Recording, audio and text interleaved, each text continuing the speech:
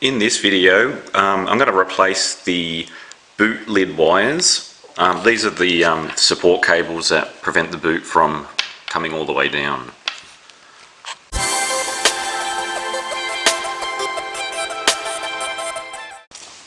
Okay, so let's take a look at what the problem is.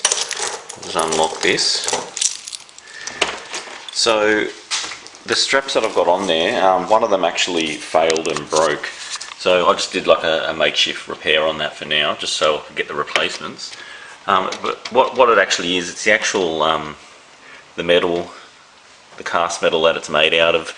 That is what broke. So the cable is still intact, but obviously the actual end, the loop piece, is the part that actually failed.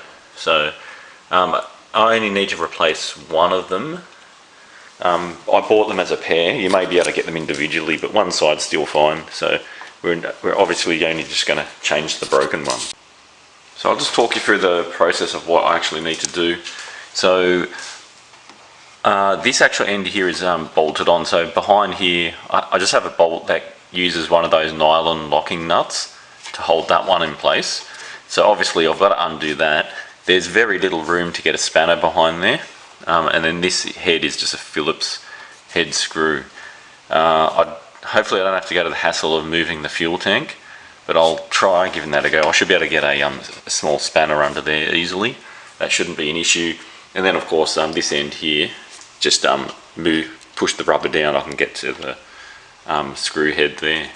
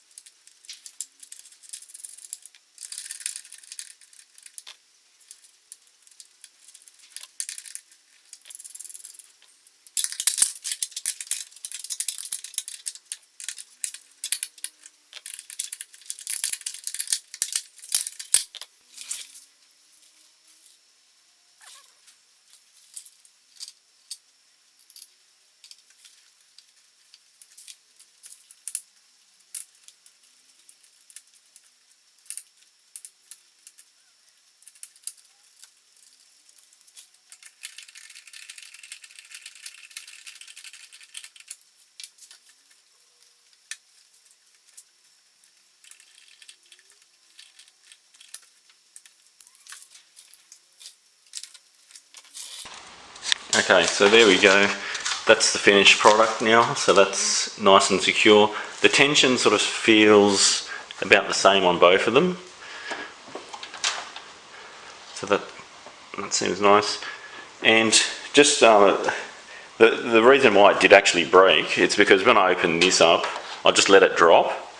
And then obviously that's what caused it to break. So a bit of advice, I'm probably sure most people are a bit more careful than me and open their boots slowly, but that's the main reason why it broke.